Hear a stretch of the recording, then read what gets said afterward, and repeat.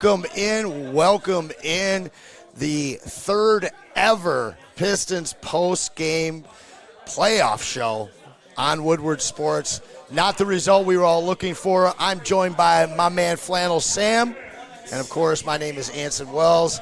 The Detroit heckler didn't have a lot to heckle tonight aside from the refs. If you were watching the watch party, some people don't want to blame it on the refs.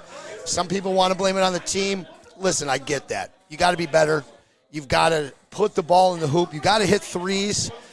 But at the same point, when you're looking at the foul shooting and the foul discrepancy, when you see a guy like Cade Cunningham go to the foul line 3 times compared to 13 for Brunson, 13 for Brunson. Listen, I don't want to get too deep into that. I know everybody is going to give us their opinions on that. I want to talk about the Palace. It looked like it was rocking. I want to talk about what we did here today, and I want to talk about what we can do in Game 4 to win. First takes from you. Well, my first take, and this is something that I've been consistent about throughout the whole series, if Karl-Anthony Towns goes off, if he's this New York Knicks regular season version of Karl-Anthony Towns, the Pistons are going to be in trouble. And Towns, credit to him, after a very poor Game 2 in which he was pretty much taken out of the game in the second half. He responded. He had 31 points on 10 of 18 from the floor, 4 of 8 from behind the arc. He was great. And sometimes the defense on him, I don't even think was always that bad. It's just he was big time. Sometimes there's nothing you can do. When you've got somebody like Tobias guarding you, you can do as good a job as possible. But if Karl-Anthony Towns just hits a fadeaway over him, you just have to tip your cap. Yeah, and tough fadeaways. Yes. And 26-foot threes. Yeah. This is the cat that the Knicks traded for. Yeah. No, this is the cat that the Knicks traded for. This is what they felt was one of the missing pieces. This is the guy that they think can up the ceiling and the floor of their offense. And tonight, he was big time. He wasn't the only one. I mean, Brunson was big time late in the game too, but Karl-Anthony Towns is he's something that the Pistons, even on their best day and Cat on their best day, might not be able to counteract. And today, I know Stewart would have made a difference, probably a big difference, but on a day like today when you were shorthanded, Karl-Anthony Towns going off was not exactly unpredictable, if you get what I'm saying. For sure, especially after his beyond subpar performance in Game 2, 10 and 6. This guy came out to play. And we knew that the Knicks were going to try and get ahead early in this game and get a young team frustrated. And it seemed like that's what they were able to do. I only remember one point where we took the lead, and it was, by a point or so? Yeah. And then we never really were able to stay up. But, again, this is what the Knicks traded for. They needed a guy that could guide them and really dominate a ball game. Pistons really had no answers. In fact, their only answer was getting into foul trouble. You look at these that are starting lineup, 5, 4, 4, 5, and 4 personal fouls. They've only got one guy in their starting lineup with only 4 fouls, and that was Cat. But when you get Duren in the frustrated foul trouble that he was in early without a beef stew, you're asking a guy like Paul Reed to really make a huge difference. I only wanted one big difference-making game out of Paul Reed, and that was Game 2, but we needed a second one from him tonight. It was Beasley. Beasley, to me, was the one difference in this game because, you see, it's a 2-point final. If he just hits a couple more threes in this game, we're talking about a completely different outcome. Well, that's the thing. Both things can be true. Malik Beasley deserves Sixth Man of the Year, even over Peyton Pritchard, who himself had a fine year. But Beasley in these last couple of games, 3 of 18 from behind the arc. And I know that there are other factors. Cade needs to be better. Mm-hmm. Tobias needs to be better. Asar needs to be on the floor more, and he needs to be better throughout the totality of the game. But Malik Beasley, he's really the one in the last couple of games, quite frankly, although it didn't hurt you in Game 2 because you won, but in the last couple of games, who has really, really underperformed based off of what we're used to. He was an 18-point-a-game he had the second most threes in the whole bleeping NBA after Anthony Edwards, sandwiched between Anthony Edwards and Steph Curry, and he just was not good enough. And a lot of the looks he was getting were good open ones that he was just clanging. So it was the most noticeable decline out of any player, at least in today's game. Easily, and all of us were calling for the big game in front of the home crowd. Oh, I got something that's going to surprise you. Who do you think shot better from behind 3? Was it the Pistons? It was. Yes. By a solid margin. Yes. We shot 43% to their 37%. And I felt like because we were down there were large stretches in this game where we wanted to shoot our way back in. And what paced us in game 2 when we weren't hitting any threes was manufacturing buckets, going to the hole. But I guess when you're not getting the whistle, and as Cade, I mean, look at Cade's body. He's got cuts and scrapes and bruises all over him, but he's not a guy that's going to flop to try and get the whistle. So I wonder, at what point, when you can't get a whistle on your own home court, do you just start defaulting to 3-ball? I think it happened at times tonight, quite frankly, because when you're Cade Cunningham and you have, albeit some help in terms of usage, but you're still a high-usage player and you're giving it all on defense, and you're driving to the lane constantly and getting hit but not getting calls, it wears on you after a while. It starts to take away some of your aggressiveness. It makes you feel a little bit less confident in your own shot. And don't get me wrong, one thing that I strongly disagree with when it comes to our very own Spenmo Rack, shout out, is that I think you can win with Cade playing a variety of different ways. And I thought he was aggressive enough for the most part. But you also saw when he didn't want to shoot, when he was just facilitating, he found a lot of open looks for others, especially in the second half with pick and rolls to guys like Jalen Duren. And I thought that was every bit as effective as him taking over and playing hero ball. Yeah. Shout out to Dennis Schroeder. Yeah. I'll be honest. Yeah. Without Dennis Schroeder's 30 minutes, 4 of 6 from 3, 6 of 9 from the field, he was hitting some clutch shots tonight. And, you know, I hate to put it all on Cade because this team was built to have a second scoring option in Jaden Ivey that's not available to them right now.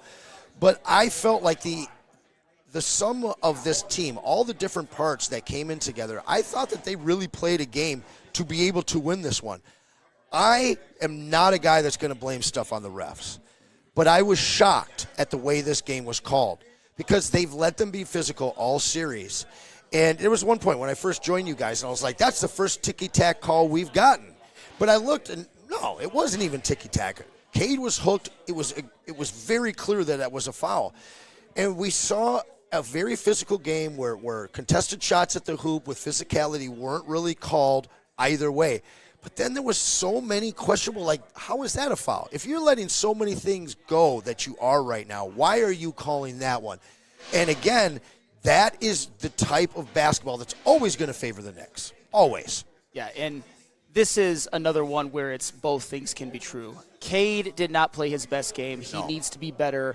But imagine how different this game would have looked if he even shot 7 free throws instead of 3. If he just got maybe 2 more calls, we might be talking about a couple less misses, a couple of possessions with 4 points instead of 0. And Pistons didn't do enough, don't get me wrong, in the totality of everything. But the free throw disparity, I think the free throw disparity along with the turnover disparity, which there was one between Brunson and Cade, I think they're more interconnected than maybe they'll get credit for. Because Cade, I don't think he was necessarily officiated fairly, but also he's got to be better. Absolutely. And this is another learning experience game for this team. I called 7, and we lost home court now. Yeah. We need to hold it at home. Shout out to the Detroit fan base. Because everything that we saw on that TV, it looked like the Palace. It looked like going to work. It looked like the Bad Boys area. So shout out on that. I do want to get in here to the chat a little bit. Steve, oh baby, giving you and I some love. He loves the fact that it's playoff basketball once again here in Detroit. Yeah. I'm kind of wondering where all the Knicks fans are. We'll look for some of your guys' stuff. I've got a very interesting story, though. Okay. I want to change it up. We'll take a break from analysis here for a second, though.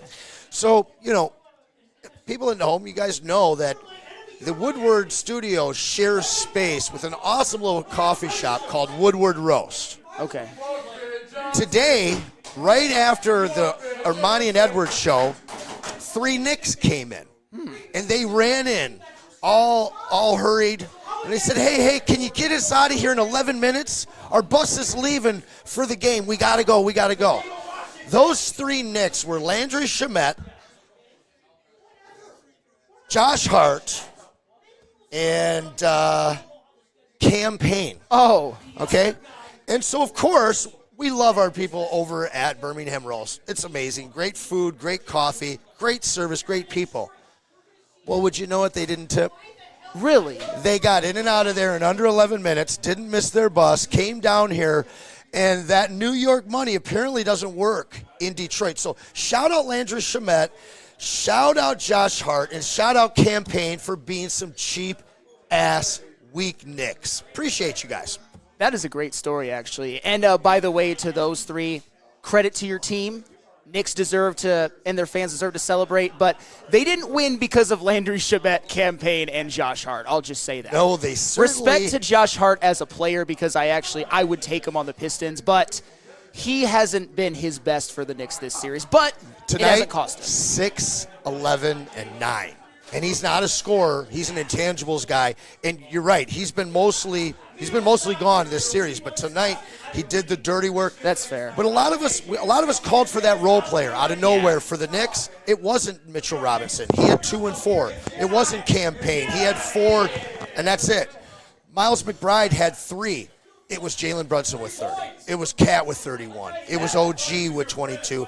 And it was Mikal Bridges with 20. Welcome in, Stick. How are you feeling? Sam Stick Day. I'm feeling okay. I came to be the voice of reason. I came to talk the people off the ledge, and I came to let you know that nothing in this series has changed. This is just like them winning their first 2 at home and us winning our 1 at home. It's 2-1, as close as you can get after 3 games. If you hold serve, it's a 3-game series. I think we're feeling pretty good about it. So playoff basketball, man, the highs, the lows, we haven't understood how to handle them in a while. This is what it was like, man. This is what it was like when Chauncey Billups would go to Game 7 against the fucking Nets and Kerry Kittle. Hey, look at this. They're playing that half court. You're going to see it over and over again. He knows. Yeah, don't mention that to Spenny. Oh, man.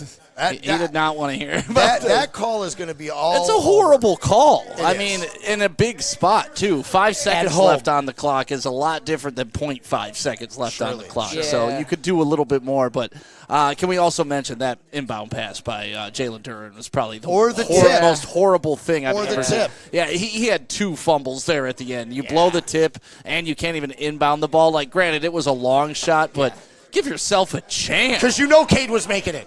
Run up, just pick it up one-handed? I don't know that, but at least throw it at the fucking rim. Like, why throw it out of bounds in your back court? Like, what were you going to get out of that? Either way. But, yeah, no, 2-1. They won 2 at home. We won our first home game. Let's dance. I'm glad that you said that, because as disappointed as I am right now, as you are, Anson, Stick, all of us in this room, if you would have told me before the series started that going into Game 5 it would be 2-2, I would have taken it. Every day of the week. Obviously, we wanted to take a complete stranglehold, or the Pistons want to take a complete stranglehold. But, and that's the thing. You have to be able to deal with, it's almost, in the playoffs, because it's a best of 7, you almost have to treat certain losses with less big of a deal than even in the regular season. All you got to do is take 4 out of 7. Yep. And until they're elimination games, you're not close to being eliminated. Yeah. Yep. I mean, we've seen teams come back 2-1 millions of times. It happens. So either way, play better, Cade Cunningham. Malik Beasley, quit worrying about Jared Goff chance. I cannot believe he went to Twitter today to talk about Jared Goff chance and how it's Pistons country now. And it's like, God, dude, of all days you're going to go to Twitter and talk about chance? Like, that is the last thing you should have been worrying about today. Should have been worried maybe getting to the gym during that time and getting up a couple more shots. Just knock down some shots, Malik Beasley. You want to be 6th man of the year. You led the league in 3-pointers. It doesn't matter in the regular season. That's what I'm told all the time about Jared Goff. Great. Now you're pulling a Jared Goff, and what's happening? 3 of 18 over the last 2 games. 3 of 18. I could go 3 of 18. And pretty sure. Unfortunately, and he's got time to really rewrite this. Yeah, Malik Beasley, it's not over. But if your concentration is on what the crowd is chanting, you've already lost the game. I was so I went to Darren McCarty, 4-time Stanley Cup champ on game day. Would you ever do something like this? Probably said no. That's not what I was focused on. Maz Tom is in the building. Mazaway. Let's get Tom Mazaway in this chair. Absolutely. I just wanted to pop on and calm the crowd. Appreciate you. People are overreacting, but it's 2-1. Well, they won 2, we won 1. This is how it goes. Yep. We're going to have to steal another one on their court, but we're obviously but we've already capable done of doing that. We've done it. We've Very shown much them. So. And again, I've talked all week. A long 6-7 game drawn-out series certainly favors the Detroit Pistons, because if you look at what Cat and Brunson had to do, they gave everything they had to win by 2 points. They just keep showing the backcourt over and over and over. I told you all they would be. That's all right. The whistle's going to go our way next game. I should think so. 50-50. Put the house on it. I would almost guarantee that the Pistons will get a friendlier whistle in Game 4. It's just the ebbs and flows of a playoff series. But yeah, are you curious to see what JB has to say in the presser? I mean, the gamesmanship of what we heard after the last game from Tibbs and JB being like, oh, this suits our style of game. I thought that it favored us. Certainly in this game it didn't. Well, that's what's so crazy is because we were all irritated at Tom Thibodeau for that press conference after Game 2. But I'm not saying he's feeling vindicated, but I was never mad at his gamesmanship. He's a coach who's coaching for his job. Squeaky wheel gets the grease, man. Yeah. You know? And unfortunately, the Knicks got the more favorable whistle, especially when it came to Cade versus Brunson. But that's really the crux of the series, though, Cade versus Brunson. And unfortunately, Brunson got a better whistle and finished with a more, I would say, efficient stat line. Although it was close, but we'll see Game 4. Time to respond. And I think the big difference tonight, despite the fact that Tobias Harris was a plus 10 while he was on the court, anytime he got rolling, he got pulled off the court because of foul trouble. Yeah. And he finished with five fouls and only 5 points. This has been the guy that paced this team early on in the first 2 games. You look at Tim Hardaway, we said hopefully at home our three-point shooters are going to be on. One wasn't. We already talked about Freesley, but Tim Hardaway, 7 of 13 from the field, 12 of those, 7 of 12 from 3. The guy was lights out tonight, 24 points, huge outing for him. Duren was solid, but again, he couldn't get into the game because of foul trouble. He also finishes the game with 5 fouls. Well, that's the tough thing because Jalen Duren, we saw him in the third quarter. We saw him for the better part of the second half. He really played a lot better and was on the court more and gave the team a spark. But in that first half, he really didn't do a whole lot of anything. And it wasn't all his fault, but we all know the Pistons were down by 13. And Jalen Duren, again, credit to him for how he played in the third quarter and most of the second half. But the foul trouble and just his overall lack of good play definitely didn't help the Pistons in the first half, and they were down double digits. So I didn't see, well, we had a bunch of scuffles in this game, but I didn't ever see any Pistons actually melt down. No. Do you think that they could go through another game like this where on the surface it seems like it's being called one way? If that happens again where it's not called their way, do you still think this team has the mental makeup to not melt down? Because I've been very impressed at how mature they've looked through 3 games. I do, and that's where if you're JB Bickerstaff, I think you can light a spark in a lot of ways and let your team know, and maybe even in the media, that it was somewhat unfair. But you also have to preach that you got to overcome. You got to, stay in control of your emotions, and that you just got to play through it. And if you have to beat the refs, you got to beat the refs. I don't think it's going to be that way in Game 4, but that's where it comes from top down. JB Bickerstaff, we all know Cade Cunningham is somebody who's pretty even keel. They got a lot of veterans. I think they'll be just fine. I think so too. And this series, it's their first taste of playoff action. They're a massively young team. I don't hate losses like this. I don't hate losses like the first game. They've got to be able to dictate pace at home, and I felt like they never were able to do that today. They kind of got out and ran at times, but the whistle just kept catching up with them. And I felt that, listen, we'll come back to Spenny's point. Even if they're calling the whistle, you have to overcome it. Of course, and this is one of those games, too. I don't know about you, but there were obviously ebbs and flows where the Knicks, where the Pistons would cut the Knicks lead. I think they even got ahead by 1 at one point.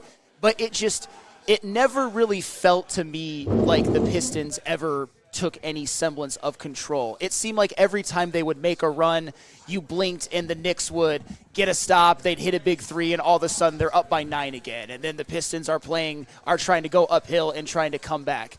It was disappointing, but it was demoralizing to me as a fan because they needed one more play at times, and it was just, how many times were there those 5-point swings where they would where they would get out in transition, they wouldn't hit, and then the Knicks would go down on the other end and make a three. Just devastating. A game of runs. Yes. And Maz, welcome in. Hey, guys. You were there, right?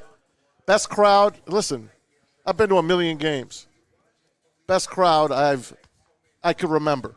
That's how loud and proud LCA was. And the Pistons, unfortunately, let them down tonight. They just didn't have their A game. Cade missed a lot of those open shots that he usually would make. Yep.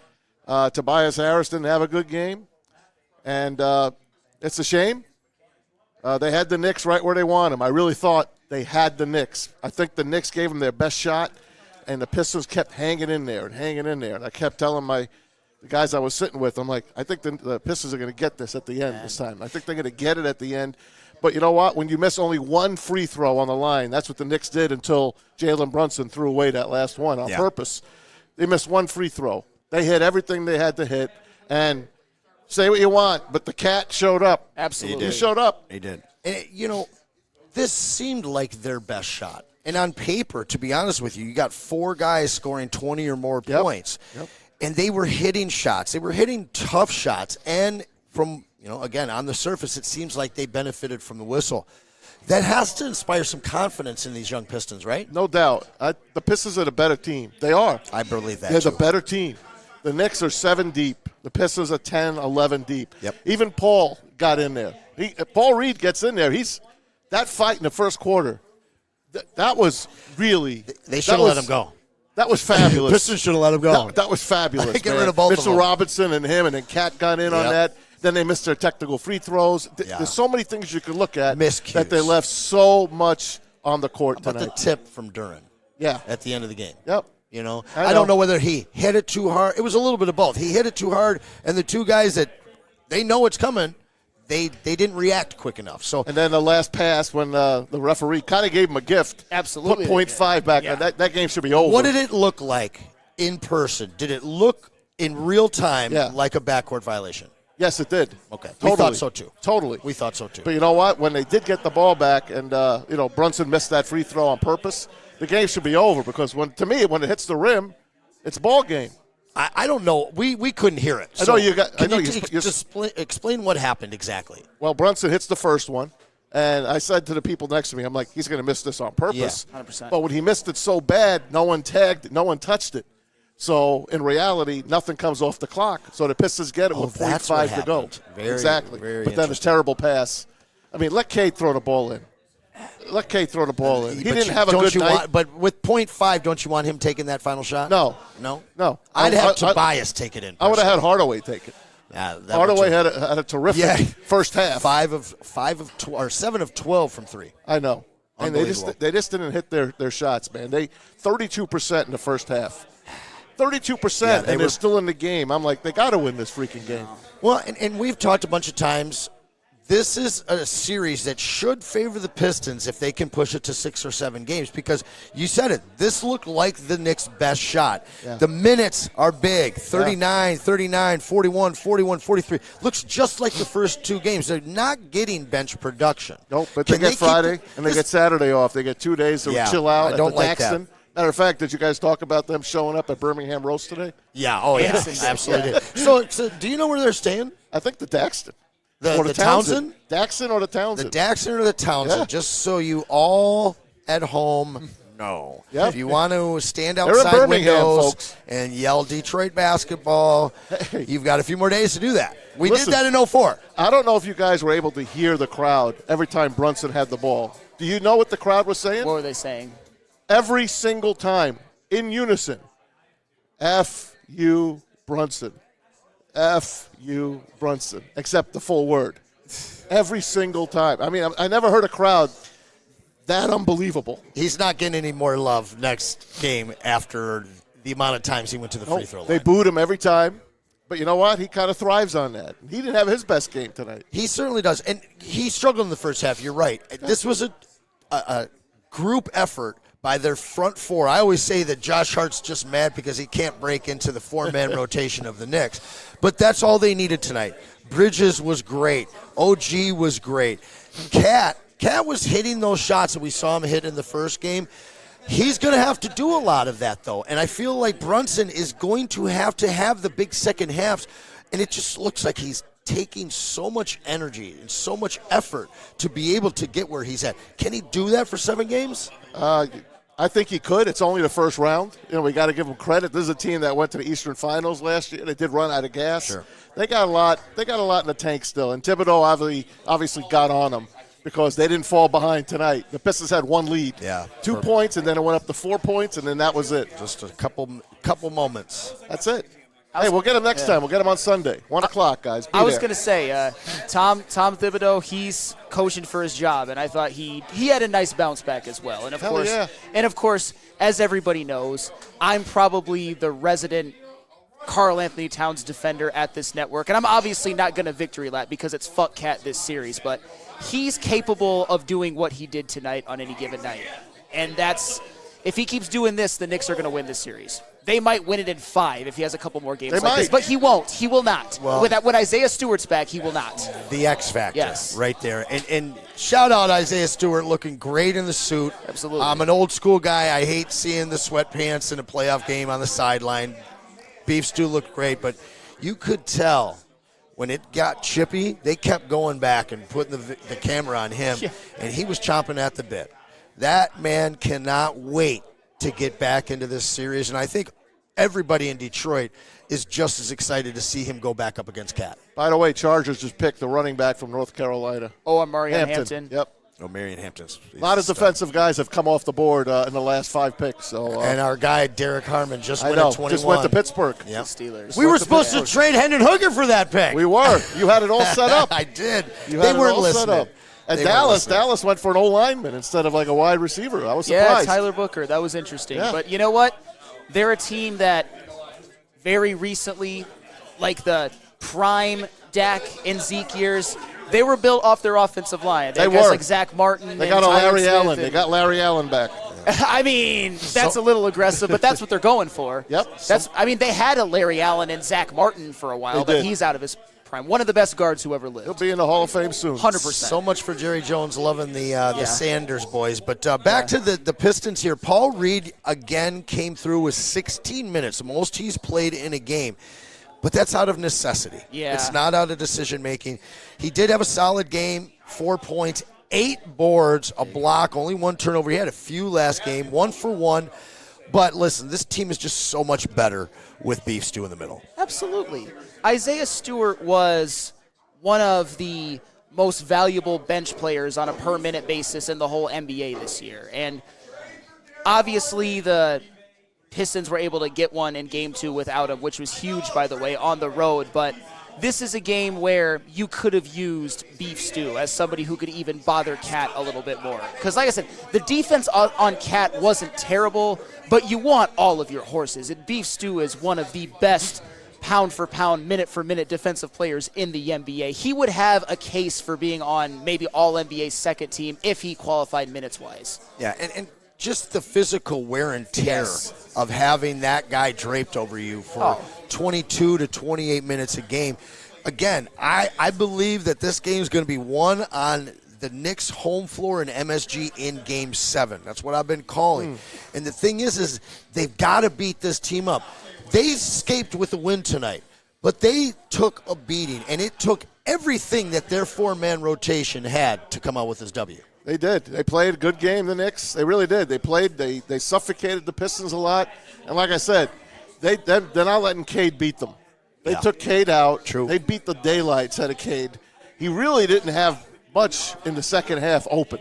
First half, he missed a lot of chippies. A lot of those short shots. Like I said, they shot 32%. And they still hung in there. They lost by 2 freaking points, man. Well, and that's tough to swallow. On the surface, Cade, look at this line, 24, 11, 7 with 4 steals and 2 blocks. But he shot 10 of 25. Yeah. And he had 6 turnovers again. Yes. And where was Asar Thompson, really, in this game? In foul trouble. Yeah. Yet again, only 18 minutes played, 4 personal fouls in 18 minutes. Honestly, I feel like there's a memo going between the Zebras, Brunson, and Thibodeau right now, because this game, even though it felt like it was being reffed the same, in the fourth quarter it seemed like it was very different from what we've seen so far. It was. Like, Pistons been up to huge leads.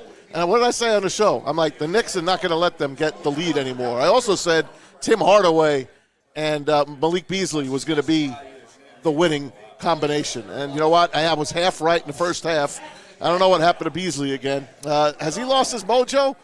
I think it depends on how the rest of that's a cop-out answer, kind of. But at the end of the day, I am a firm believer in one philosophy, in a particular philosophy when it comes to NBA basketball. And a lot of people may disagree, but I think it's true.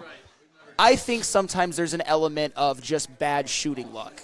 Because, it's obviously if you contest, you can make it more difficult on three-point shooters. But even when Malik Beasley has had these open looks that he usually knocks down, he just wasn't doing it.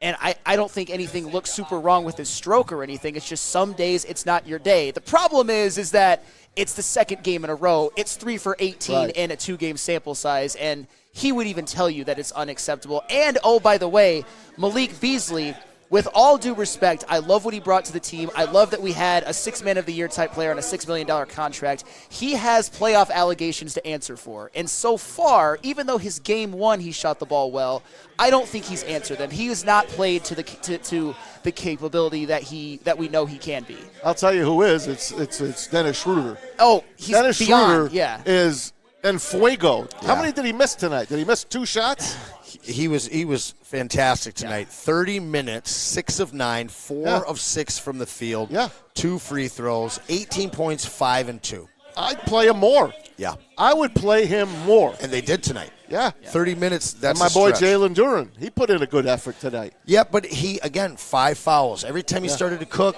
they took him off. But, hey, here we are, Woodward Sports, Game 3, Pistons, playoff post-game show. Pistons lose a tight one, 118-116. I'm Anson Wells. We got Flannel Sam here, joined by Tom Mazaway, who was at the game. We got about a half hour left, but we've got about 6 picks left until the Detroit Lions pick at number 28. So we're going to keep going until about then. We also have the live draft party going, as well as the Pistons post-game.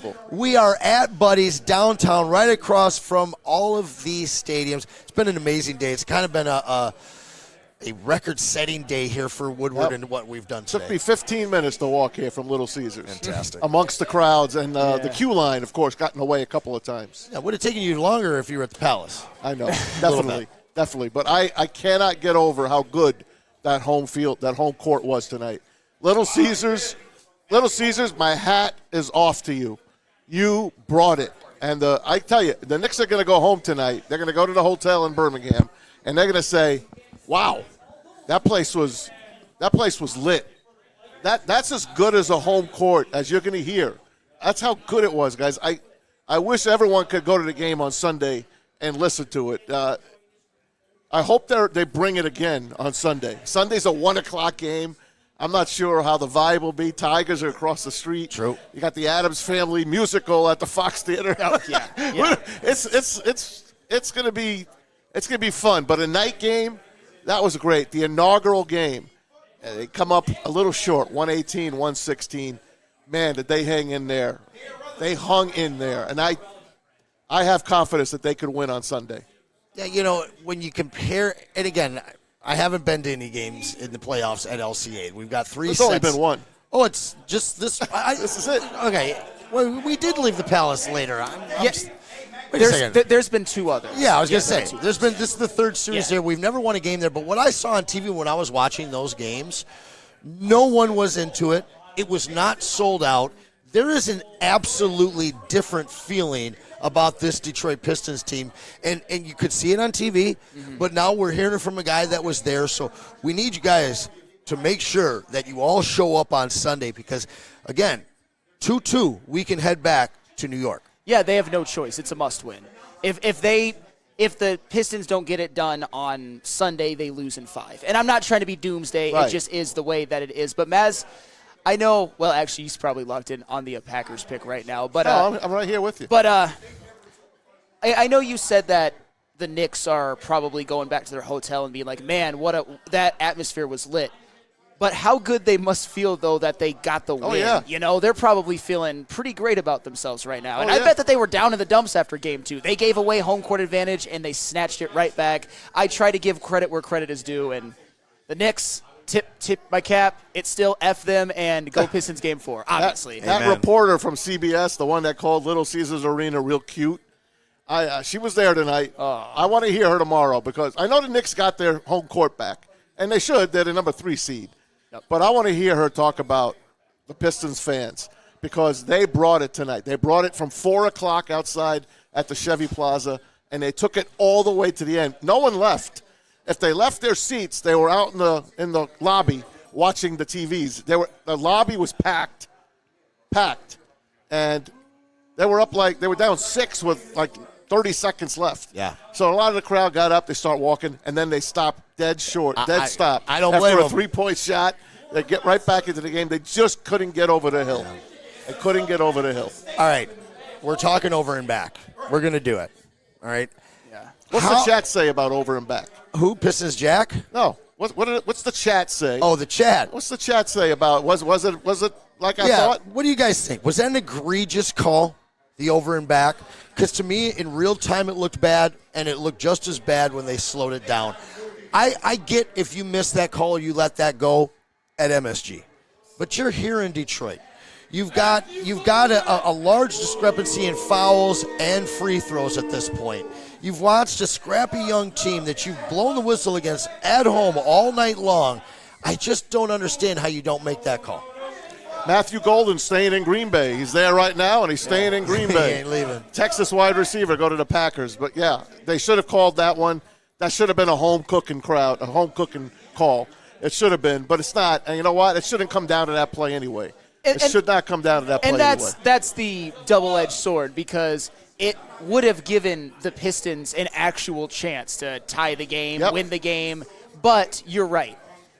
There were things that the Pistons could have done throughout the game. There are players who could have stepped up and been better. Malik Beasley could have been better. Asar Thompson could have stayed on the court and been better. Speaking of which, I'm not going to kill the kid for it because he's his first ever playoff experience and obviously guarding Jalen Brunson and being officiated that the way he was. I know that it's difficult, but he's another one that has been disappointing this series up to this point, to me at least. Am I off base? No, you're not. Not He's been equally as good as he's been equally as bad. Sure. He's made some really bad decisions, some really bad passes. Tonight, I didn't see him rushing things. I didn't see him throwing the ball away. But he got into foul trouble, and he only played 18 minutes. He could never get into the flow of this game. This is a guy that is at his best, allowing the defense that he plays to generate fast breaks, to get it out in the open. You didn't see him making the big plays at the rim tonight. He had a couple dunks, but he wasn't impacting this game because he wasn't on the floor. 5 fouls, 18 minutes. Spenny's in the house again. Hey, Spenny's in the There he house. Spenny. Matthew Golden went to Green Bay. Yeah. I'm still saying the Lions are going to grab that offensive lineman from Ohio State. Shout out the Pistons. Cade needs to do more. Fair. Yes, he does. Why does Stick hate me so much? Yes. Cade needs to be. I love you more than Stick. Thanks, buddy. Hey, I'm going to do some hockey updates here in a couple minutes, guys, so stay tuned. Cade had a great line tonight, but he shot the ball terribly, and he turned the ball over, and you didn't see him just exert his will on the other team like he does when this team's at its best. For me, I don't know if it's less shots. I think it's just a little more deliberate execution in setting him up in the post. We always see him trying to break down double teams, and we're never seeing him work from the post. That, I thought, was why we had Schroeder out there, was to be able to have another ball handler. But Schroeder's just turned into our second scoring option. Yeah. Let me ask you guys this. Next year, what do the Pistons need for Cade to take the next step? What would be, let's just go in the NBA, let's go to free agency, maybe a trade. Who would come here and complete this team? Is it the kid that wears all the Detroit gear by the name of Devin Booker? No, sir. No? No, Okay. sir. Because I think when you're talking about a Zion or a Booker trade, you're talking about exactly that. I love this young core. We're we're going I'm talking toe-to-toe with the Knicks. Ivy. Well, of course, we're going toe-to-toe with the Knicks right now without our second best player. To answer your question and who we add, we show up at Miles Turner's doorstep at 12:01 a.m. when free agency opens up. We have the money. We have the team. And depending on where they leave the playoffs at this point, if they're going to get out of that first round. I don't think they get out of the second round. I don't think they're going to be able to get by Cleveland. Miles Turner is exactly what ails this team. We are void of that stretch big man that can also defend at the rim. What do you think, Sam? And we're also void of Miles. You almost just want to get him off the Pacers. I mean, obviously there's addition by subtraction. Yeah, because Miles Turner is a notorious Pistons killer. And yes, he is. Can stretch the floor, he can rebound, he can defend. I think Miles Turner would, at minimum, you can count the Pistons in as the 3 seed next year.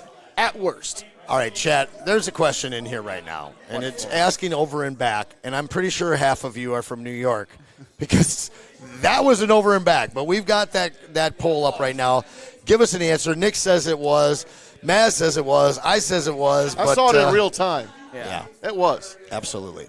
But you know what? They don't call it traveling either, so what the hell do I know? Well, there was at least 8 travels by the Knicks. I'm not kidding.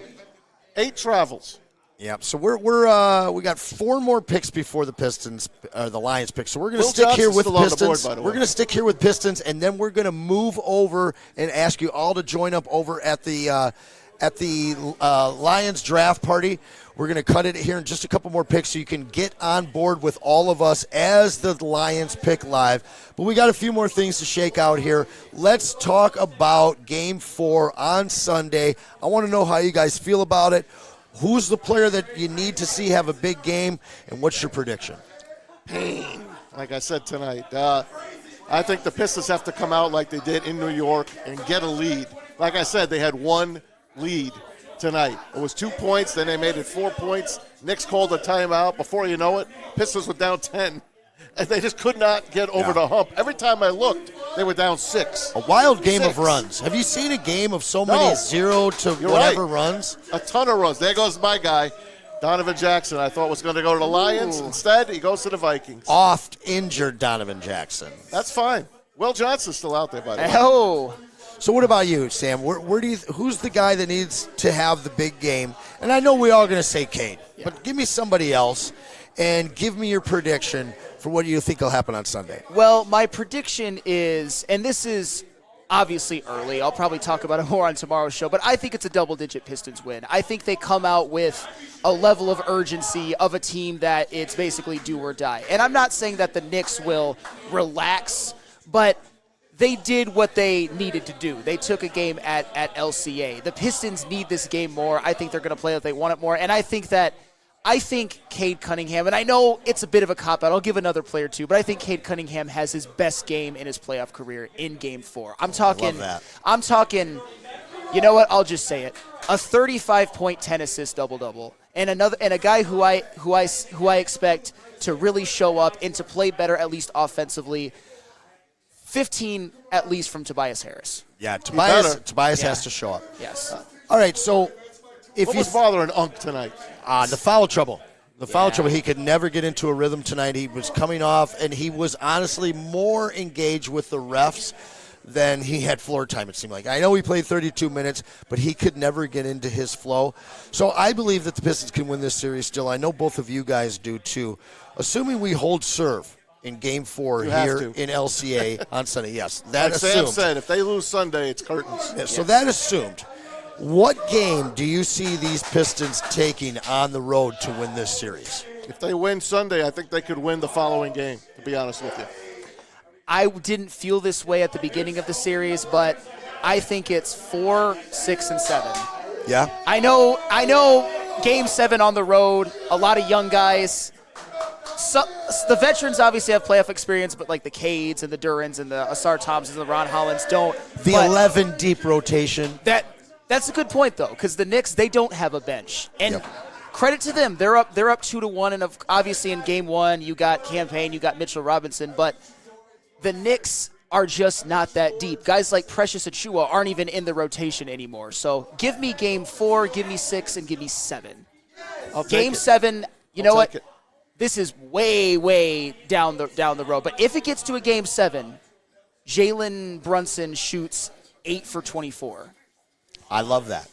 And I think that Cade, the killer, on MSG's floor, I think that that's the game where he dials up what we've all been waiting for. Yeah. That masterclass, that anointing game that you talk about 10 years from now when it comes to Cade Cunningham and what his legacy is. And it needs to be. I've brought this up multiple times. 1987, this team got out of the first round and lost to the Celtics. 2002, this team got out of the first round and lost to the Celtics. We're on a crash course with the Celtics in the second round here. I hate the idea of losing this series, especially without Jaden Ivey. If this team can get by the Knicks and go and get a lesson from the world champs, and then you add Jaden Ivey, and then you talk about all the money that's available to this team in the offseason, it's exactly the lesson that you're hoping for a young team like this. So the Celtics get the winner of the series? Yes, sir. Yes. Either way? Either Yes, way. sir. No reseeding. No reseeding. Yep. What do you think of that? Don't you think the lower seed should be playing the number one team versus the Cavs? I like true tournament stuff. I'm old school. I mean, I could go either way. It's just I'm kind of used to the way that it is in all sports. And for the record, I'm sure that you guys would agree, and I know I'm going way too ahead in the future, but I don't think the Pistons can beat the Celtics. But it would be that would be a proverbial good first step for a young team. Yeah. Losing in the first round, it's not the end of the world because you look back at teams that ended up being dynasties, teams that players that ended up being all-time greats. A lot of times you lose in the first round of your first playoff series. It happened to Michael Jordan, quite frankly. It wasn't his fault. Pistons in '86. Absolutely. So it's not the end of the world, but that it would be poetic if they got their lesson against the team Celtics. that might repeat the Celtics Yes, as sir. opposed to in the first round against sir. a Knicks team that has a 0% chance to win it all. Well, last year they had a chance. I think they were better last year than they are this year. I know you get Cat, and I thought that was a good trade. But as the year went on, and you told me this, you told me at the beginning that they're gonna pay for that one. You know, missing DiVincenzo, I think is they had more of a cohesive unit. And the Timberwolves paid too. I was wrong about that part of it. Both teams, I don't think, are as good as they were last year. 250 on Jackson Dart. If we have another quarterback in the first round, that's another 250. All right. Very Giants good. have traded up, and they're on the clock. The Giants are taking Cade Cunningham with this pick. And That's what they're taking. Shadur's still on the board, huh? Shadur's still on the board. Man. So, guys, we're going to talk Pistons just a little bit more. After another one or two picks, we are going to move over to the draft party. So make sure you hop on over to that one and join us as the Lions pick live.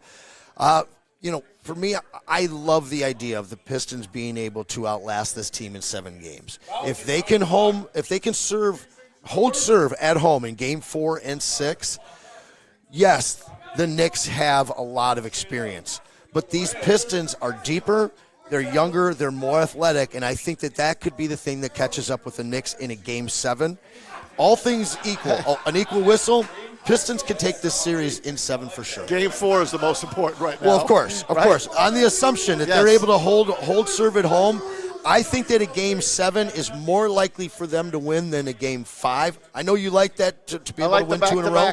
Yeah, momentum's a big thing. Yeah. I just think that this young Pistons deep roster can outlast the Knicks, but it's going to take 7 games to do so. When I was watching that game and I was talking to my the folks that were around me, I was like, the Knicks look like they're tired. Cat looked very tired in the third quarter, but I don't know. Thibodeau called the right timeouts. He put the right guys in at the right time, and he got them back. They got their juice back, and then they barely hung on at the end. I think the Pistons, if they shoot better than 32% in the first half, and you win that game. I'm still, though, waiting for that fourth quarter Knicks implosion. Because we talk about how the Knicks appear to be worn down at times. You look at, the camera points to Karl Anthony Towns. He looks gassed. It points to OG Anunoby. He gets gassed. But in the fourth quarter, in Game 1, they dominated the fourth quarter. In Game 2, they almost came back. And in Game 3, they held on. So my point is that hopefully as this series goes on, there's that game where the Knicks just implode in the fourth quarter and really show them being worn down, because I think it's more of a verbal thing than something you can actually quantify, because the fourth quarter hasn't exactly been a problem to the Knicks yet, but it can be as this series goes on. I think it's coming. Yes. Jackson Dart is a giant, by the way. I've been telling you guys this guy was going in the first round. Been telling you, Jackson Dart is a player. His footwork needs some help, but still waiting for Shadur to go. Giants got Abdul Carter, and they get their quarterback. So I they know help you're themselves a happy little. right now. I hope it's right. I hope it's good. I hope it's good. And Maz, I call him Abdul Parsons or Micah Carter. They're both 11, baby. I'm a big fan of his, but I know we're doing Pistons. Yeah, but, well, listen, we're talking football. I think you guys are all done with this game. Let's put it behind us. We will be back on Sunday doing the post-game show. All of the full slate at Woodward Sports will start early in the morning with the Woo Crew, Big D Energy. Yes. Ermani and Edwards followed up by the Heavyweights, but make sure that you tune in on Sunday because we'll be doing this all again. We'll be doing the Pistons watch party in tomorrow and first. the Pistons postgame. I already told them about the whole lineup for I was tomorrow. about to say, I'll Make see sure you you're there. all very early in the Woo morning. Crew, you guys know where I'll to see you start in the morning. But make Sam, it- you're going to be in 6 hours probably. Yeah. Maybe 7. Yikes. 7. Just 7 hours. Don't forget about us on Sunday, guys. Make sure you join us over at the Detroit Lions draft party. We got it going on right now. We appreciate you joining us. See you later. Go Pistons. Go Pistons! And fuck you, Jalen Brunson.